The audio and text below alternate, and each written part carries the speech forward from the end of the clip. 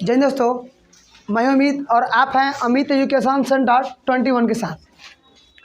तो आज हम लोग पढ़ेंगे क्लास 10th का हिस्ट्री है जो पार्ट 3 होने वाला है। तो आज के वीडियो में हम लोग क्या पढ़ेंगे सो यहाँ देखेंगे। इसके पहले वाले 2 वीडियो अपलोड हुए हैं। जो फर्स्ट वीडियो में यह बताया गया है कि राष्ट्रवाद क्या है, राष्ट्रवाद की उत्पत्ति कैसे होती है ना, लुई सोलावा की मौत कैसे हुआ, नेपोलियन कैसे राज किया, फर्स्ट वीडियो बताया गया है।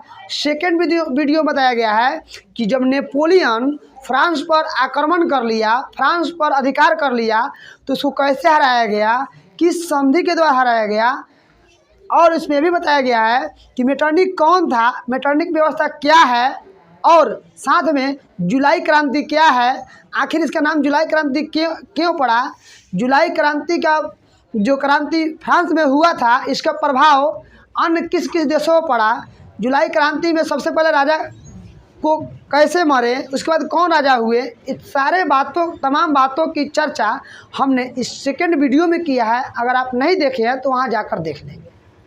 आज हम लोग पढ़ेंगे इसी चैप्टर का, यानी फर्स्ट चैप्टर क्लास 10th के इतिहास का फर्स्ट चैप्टर का पार्ट 3 होगा। आज इस वीडियो में हम लोग चर्चा करेंगे यूनान का स्वतंत्रता संग्राम, यानी आज हम लोग चर्चा करेंगे यूनान का स्वतंत्रता संग्राम। यूनान का स्वतंत्रता संग्राम क्यों हुआ, होने का कारण क्या है, साथ में ये भी पढ़ेंगे कि यूनान पर कब्जा किसने किया, कब्जा करने के बाद यूनान कैसे उस गुलामी से जिसके हाथ में गया उसके हाथ से कैसे निकला, उसके बाद में कौन इसका देश सहायता किया, कौन देश सहायता नहीं किया, इसके कितने दुश्मन बने, कितने दुश्मन नहीं बने, उसके बाद कौन संधि हुआ, कुस्तुतनिया संधि हुआ, एडिनोफुल संधि हुआ, इस संधि से क्या पता चलता है, तमाम बातों पर आज हम लोग चर्चा करेंगे। तो चलिए एक बात और सुन लेते हैं। आज हम लोग चर्चा करेंगे कि यूनान कैसे गुलाम हुआ, यूनान सबसे पहले क्या था और यह कैसे गुलाम बन गया, और जब गुलाम बन गया तो यह आज़ादी कैसे पाया, ये सारे बातों की जानकारी इस वीडियो में देखेंगे। तो सबसे पहले यूनान जो है यह यूरोप महादेश का ही एक देश है। तो यूनान के स्वतंत्रता संग्राम के कारण जानने से पहले जान लेते हैं कि यूनान कैसा देश था, है ना, यह कैसा देश था और कैसे, है ना, यह युद्ध में आया, इस पर कैसे कोई आक्रमण कर दिया, इस बात को जानते हैं। तो दोस्तों देखिए, सबसे पहले यूनान एक शक्तिशाली देश था। यूनान, अगर बात करें किसी देश की, तो किसी देश में जितना कोई चित्रकार, जितना कोई गाना, जितना कोई चिकित्सा नहीं था, उससे ज़्यादा देश, उससे ज़्यादा चिकित्सा विज्ञान के क्षेत्र में या किसी भी क्षेत्र में बात करें तो यूनान में था। यानी यूनान के लोग बहुत ही अच्छे व्यक्ति थे, वे कोई भी काम को बहुत अच्छे तरीक़ा से करते थे। यानी सीधी सी बात करें कि यूनान के लोग अगर तारा देखकर बता सकते थे, है ना, कि कल क्या होने वाला है, यानी ये लोग बहुत ज्ञानी था और ये लोग बहुत आगे बढ़े हुए देश था। यूरोप के लोग सोचता था कि आखिर यह देश इतना आगे कैसे बढ़ा है, यानी यूनान के बारे में, यूनान इतना आगा था। भगवान अगर बुद्धि दिए थे तो बुद्धि जब बांट रहे थे तो लगा कि शायद सारा बुद्धि भगवान यूनान को ही दिए हैं। जो यूनान चिकित्सा के क्षेत्र में या पेंट के क्षेत्र में या गीत के क्षेत्र में बहुत अच्छा करता था, इतना होने के बाद में, है ना, अब आप कहिएगा कि इतना अच्छा होने के बाद में भी यह गुलाम कैसे बने, कोई देश इस पर आक्रमण कैसे कर दिया। तो दोस्तों जानिए, जब कोई देश इतना आगा हो, है ना, आगा होने के बाद में अगर वह भोग विलास में पड़ जाए, मोह माया में पड़ जाए, तो ऑटोमेटिक है स्वतः कि वह नीचे आ ही जाएगा। कारण भी वही हुआ यूनान के साथ। इतना होने के बाद में, इतना आगा होने के बाद में भी यह भोग विलास में पड़ा, और भोग विलास पड़ने के कारण यह क्या हुआ, नीचा आया। और जब नीचा आया तो एक तुर्की ने ऑटोमन साम्राज्य बनाया था, उसी साम्राज्य के अंदर यूनान चला गया। यूनान बहुत शक्तिशाली और बहुत अच्छा देश था, वह किसी से गुलाम नहीं होने वाला था। लेकिन क्या कीजिएगा, मतलब कोई व्यक्ति अगर भोग विलास में डूब जाता है ना, अपने शौक शौकीन में डूब जाएगा, तो ऑटोमेटिक है कि किसी न किसी के वह आक्रमण के पड़िए जाएगा उस पर। तो वही बात करते हैं, तुर्की ने है ना एक ऑटोमन साम्राज्य बनाया था, है ना 15वीं शताब्दी में, जिसके अंदर चला गया। कौन चला गया? यूनान। यूनान चला गया उस ऑटोमन साम्राज्य के अंदर। कब? 15वीं शताब्दी में। यही था स्वतंत्रता संग्राम होने का कारण। अब वह कौन कौन से कारण थे जिससे संग्राम लड़ाई हो पाए? वह कौन कौन से कारण थे जो लड़ाई हो पाए? अब बताइए, यूनान पर आक्रमण कौन किया? ऑटोमन साम्राज्य। कौन साम्राज्य? यह किसका था? तो तुर्की का। ठीक है ना। तो जब यह साम्राज्य आक्रमण कर लिया, तो आक्रमण करने के बाद में वह कारण कौन कौन है जिनसे आक्रमण लड़ाई हो सका? तो सबसे पहले कारण है कि तुर्की से अपनापन नहीं मिला। ये जो यूनान के लोग जो थे और तुर्की, इन लोगों को कभी भी आपसी मेल मिलाप नहीं हुआ। इन लोगों का दिल दुखा था। किनका दिल दुखा था? यूनान वाले का। तो कब से मेल मिलाप नहीं हो पाता था।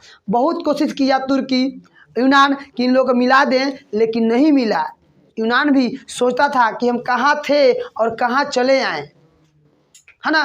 तो कभी भी आपसी मेल मिलाप नहीं हुआ। बात करें कि 18वीं शताब्दी में तुर्की इतना कमज़ोर हो गया, तुर्की इतना कमज़ोर हो गया कि लोग उसे मरीज कहने लगा। लोग उसे क्या कहने लगा? मरीज। लोग मरीज कहने लगा कि वो मरीज हो गया है। अब बताइए, जब तुर्की इतना मजबूर, इतना क्या नाम कमज़ोर हो गया कि जब यह खुद अपनी रक्षा नहीं कर सकता था, तो दूसरे क्या कर सकता है? कर सकता है। कब? 18वीं शताब्दी में तुर्की इतना कमज़ोर हो गया कि दूसरे की सेवा नहीं कर सकता, दूसरे की मदद नहीं कर सकता था। तो वह यूनान की क्या मदद कर सकता था? तो इसमें ये भी एक कारण हुआ कि ना कारण हुआ। और लोग कहने लगा कि यह मरीज है, मरीज है, यानी यह यूरोप का मरीज कहा जाने लगा। इसमें सभी लोग क्या होने लगे? यूनान के सभी लोग, है ना, सोचने लगे कि अब मुझे मौका मिला है। ये लोग मौका देखकर चौका भी मारा। यूनान वाले मौका देखकर चौका मारा। जब तुर्की कमज़ोर हो गया, तो ये भी लोग अपना अपना देह संभालने लगा। कौन? तुर्की यूनान वाले लोग, कि चलिए अब हमको ही मौका मिला है, इसी मौका में हम निकल जाए।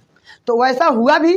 तो सबसे पहले जब कमज़ोर हो गया, तो यूनान वाले बौद्धिक आंदोलन करना शुरू कर दिए। जब तुर्की कमज़ोर हो गई, है ना, जब तुर्की कमज़ोर हो गई, तो यूनान वाले बौद्धिक आंदोलन शुरू कर दिए। दोस्तों, बौद्धिक आंदोलन का मतलब होता है कि जब कोई लड़ाई करना होता है, तो सबसे पहले मानसिक रूप से तैयार होना पड़ता है। और हमको कोई लड़ाई जीतना है या कुछ करना है, तो सबसे पहले क्या? मानसिक रूप से तैयार होना पड़ेगा, तभी आप कोई लड़ाई को जीत पाएंगे।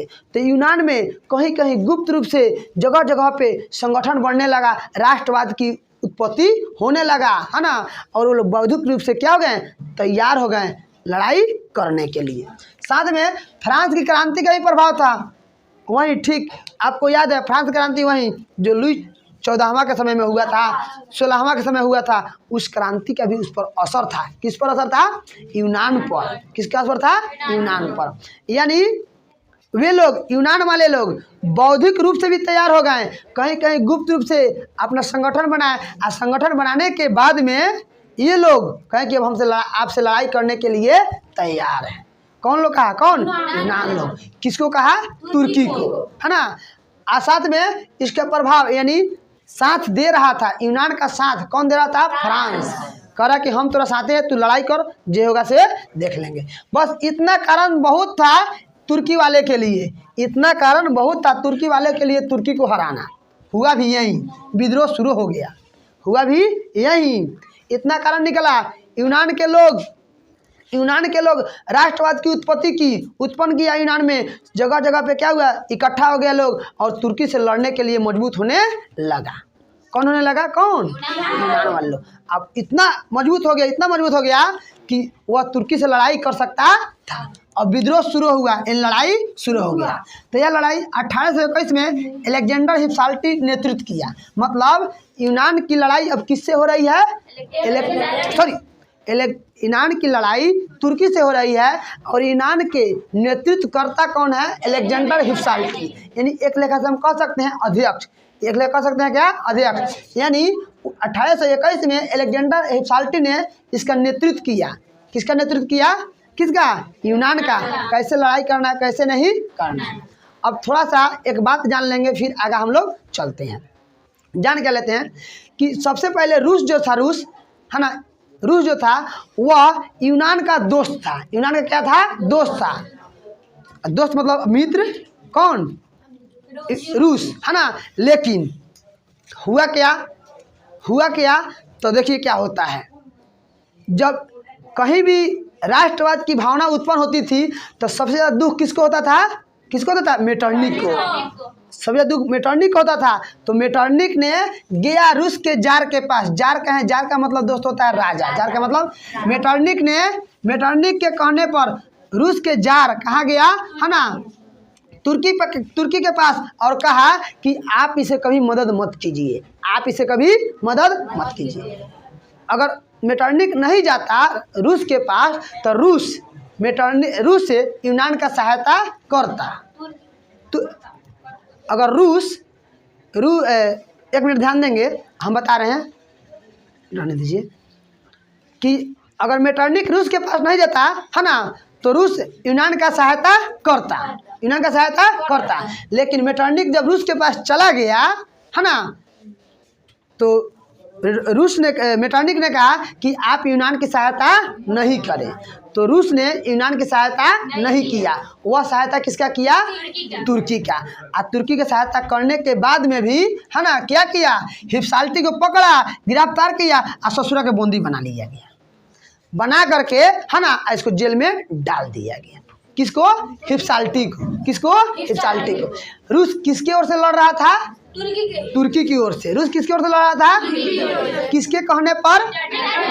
अगर मेटरनिक नहीं कहता तो रूस किसका मदद करता? यूनान का। लेकिन मेटरनिक इसलिए कहा क्योंकि यूनान में राष्ट्रवाद की भावना उत्पन्न हो गई थी और मेटरनिक राष्ट्रवाद का एकदम कट्टर विरोधी पार्टी था। इसलिए मेटरनिक ने जाकर रूस को कहा कि आप यूनान का मदद मत कीजिए, आप तुर्की का मदद कीजिए। तो रूस वाले ने तुर्की का मदद किया, जिसमें सैनिक से, पैसा से मदद किया। और मदद करने के बाद में जो यूनान का नेतृत्व करता अलेक्जेंडर हिप्सैल्टी था, इसको पकड़ा और बंदी बना लिया और गिरफ्तार भी कर लिया। हुआ क्या? अब क्या युद्ध क्या यहीं पे समाप्त हो गया? नहीं, युद्ध समाप्त नहीं हुआ। यह तो एक चिंगारी था। क्या था? चिंगारी था। और यह आग बबूला हो गया। जब हिप्सैल्टी को पकड़ कर बंदी बना दिया गया तो यह क्या हो गया? आग बबूला हो गया। जब आग बबूला हो गया तो तुरंत एक दूसरे क्षेत्र में, जिसका नाम है मोरिया द्वीप। क्या नाम है? मोरिया द्वीप। एक व्यापक विद्रोह हुआ। व्यापक का मतलब होते हैं बहुत बड़ा, है ना। जब हिप्सैल्टी को गिरफ्तार कर लिया तो एक दूसरे द्वीप यानी मोरिया महाद्वीप में एक व्यापक विद्रोह हुआ। इतना बड़ा विद्रोह हुआ कि इस विद्रोह में अन्य देश भी मदद किया। अन्य देश कहें तो फ्रांस, ब्रिटेन, इटली, जर्मनी, ये सारा यूनान का क्या किया? मदद किया। कई स्वयंसेवक का मतलब होता है दोस्तों, स्वयंसेवक का मतलब होता है कि वैसे व्यक्ति जो बिना पैसा से किसी का मदद करे, पैसा देकर मदद करे, उसे क्या कहते हैं? स्वयंसेवक। वैसे ईसाई यूरोप में नहीं था, दूसरे महादेश से आकर ईसाई धर्म वाला भी यूनान का क्या किया? मदद किया, है ना। कई स्वयंसेवक भी क्या किया? मदद किया। किसका मदद किया? किसका? यूनान का। मदद करने के बाद में बहुत से ईसाई लोग यूनान की मदद करने लगा, जिसका में से एक नाम है लॉर्ड वायरेल जो था, है ना, पैसे से मदद किया और शरीर से भी मदद किया। लॉर्ड जो वायरेल है, यह एक ईसाई था। क्या था? ईसाई था, जो पैसे से भी मदद किया और अपने शरीर से मदद किया। लेकिन कारण यही था कि उसकी मृत्यु हो गई। क्या हो गई? मृत्यु हो गई। मृत्यु होने के बाद में यह रुका नहीं। मृत्यु होने के बाद में यह लड़ाई रुका नहीं। तो क्या हुआ, है ना, तो लॉर्ड वायरेल का क्या हुआ? मृत्यु हो गया। और जब मृत्यु हो गया तो भाई थोड़ा दुख की बात है कि यूनान और से जो कोई लड़ा रहा था, अगर उसमें से किसी की मृत्यु हो जाए ऐसे व्यक्ति जो सबकी सहायता करे तो दुख तो होबे करेगा, थोड़ा दुख हुआ, लेकिन इधर यूनान का सभी देश सहायता कर रहा था, इटली, फ्रांस, है ना, जर्मनी, ये सारा देश इसको सहायता कर रहा था। तो उधर तुर्की मुसलमानों को इकट्ठा करना शुरू कर दिया। तुर्की किसको इकट्ठा करना शुरू कर दिया? मुसलमान। अब बात करें मुसलमान, तो जब की कहानी है उस समय और सारे देश थे जिसमें इतना ज़्यादा कोई मुसलमान नहीं था, इतना कोई संपन्न मुसलमान नहीं था कि लड़ाई कर सके। मात्र एक ही देश था, वह मिस्र। क्या नाम था? मिस्र। मिस्र के एक के मुसलमान का नाम था पाशा। क्या नाम था? पाशा। उन्होंने इसका सहायता किया, तुर्की का सहायता किया। इधर यूनान का सहायता ईसाई धर्म वाले ने किया, कुछ अन्य देश ने किया। तो तुर्की ने मुसलमानों को इकट्ठा करना शुरू कर दिया, मुसलमानों को इकट्ठा शुरू कर, और वह मुसलमानों को इकट्ठा किया भी। मुसलमानों को इकट्ठा करने का एक देश मिस्र है, उस मिस्र के एक पाशा नाम का राजा था, वह क्या किया? इसका सहायता किया। सहायता करने के बाद में वह तुर्की का सहायता किया मिस्र के राजा पाशा ने, तो पैसा से भी किया, सैनिक से भी किया, आदि यानी सब चीज़ से सहायता किया। करने के बाद में उस युद्ध में 20,000 यूनानियों का मौत के घाट चढ़ा दिया गया। यानी मिस्र के राजा पाशा ने तुर्की का मदद किया, तो तुर्की ने यूनान के साथ जो लड़ाई हुआ, उस लड़ाई में यूनान के 20,000 आदमी की मौत को घाट उतार दिए। अभी 20,000 आदमी कम थोड़ा होता है, इतना मरने के बाद में किसी का दिल दहल जाएगा, किसी का भी जो रुआ है खड़ा हो जाएगा, कोई भी कलप जाएगा। वैसा हुआ ही साथ में, वैसा यूनान के साथ हुआ। अब 20,000 आदमी कम थोड़े होता है। यह मिस्र जो तुर्की का सहायता कर रहा था पाशा, वो अपने सैनिकों से 20,000 लोगों को मार दिया। मारने के बाद में यह कहानी रुका नहीं, बल्कि और भयंकर हो गया। जितना देश के लोग सुना, वह और तहलका मचाना शुरू कर दिया, और ज़्यादा। तो क्या हुआ? उस युद्ध के बाद, मतलब जब 20,000 यूनानी को मार दिए गए, तब उसका मदद करने के लिए रूस का जार, अब कहेंगे ध्यान से सुनेंगे, यहाँ पे जो रूस के जार पढ़ा है, तो यहाँ इसकी दुश्मनी किया, यहाँ मित्रता कर रहा था।